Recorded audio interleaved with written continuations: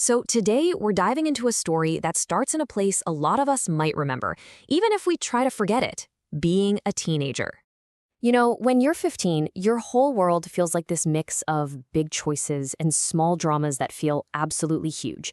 You're trying to figure out who you are, what you like, and every single decision feels like it could define the rest of your life. Yeah, but this isn't that kind of story. This isn't about choosing who to go to the dance with.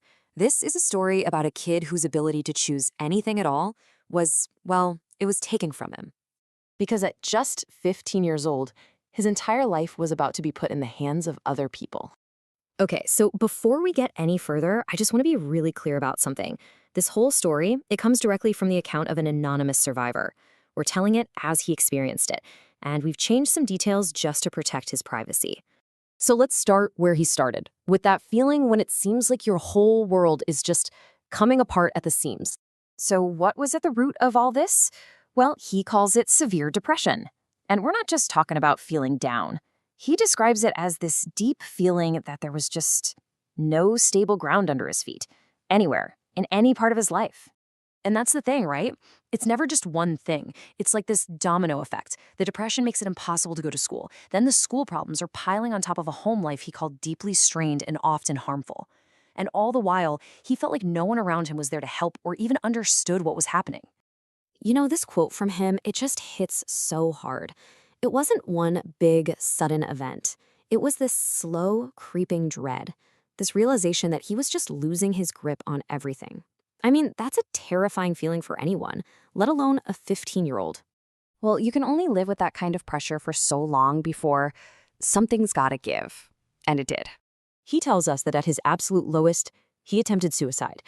And look, he's very clear that he shares this not for shock value, but because he saw it as the only way to send a signal, a desperate, blaring signal that things were critically wrong. He needed help, like right now. And that's the real turning point, isn't it? When a kid is in that much pain, how do we as a society, as parents, as schools, how do we respond? Because the help that he got, well, it wasn't what he would have chosen for himself. Not even close. Which brings us right into the next chapter of his story. That feeling of control slipping away, it was about to be taken from him completely. So, according to him, his parents didn't make this decision in a bubble. His school was apparently a big part of it, really pushing for some kind of major intervention. These two groups, his parents and his school, were about to decide his future. And this right here is just so telling. Look at the two sides. On one side, you have this massive, life-altering decision. He would be sent away, period. And on his side, his input, absolutely nothing.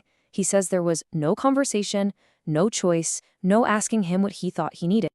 And that's really the bottom line, isn't it? He says it himself. It wasn't a discussion. It wasn't a plan they worked on together. It was just a decision, one that was already made for him.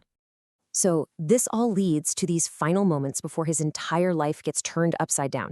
He's literally standing on the precipice of, well, he has no idea what.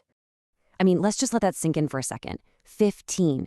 Think about being 15 and being told you're about to be pulled out of your home, away from everything you know, and sent somewhere.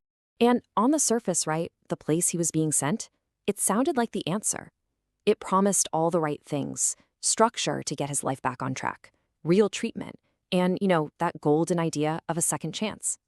But, and this is a huge but, according to him, what was promised and what was delivered were two very, very different things. And this is where we're going to leave it for now. Think about that. He walked in there hoping for a life raft, for some kind of help. And what he says he found was something else, something totally different. So that's what we're left with, and it's what we'll dig into next time.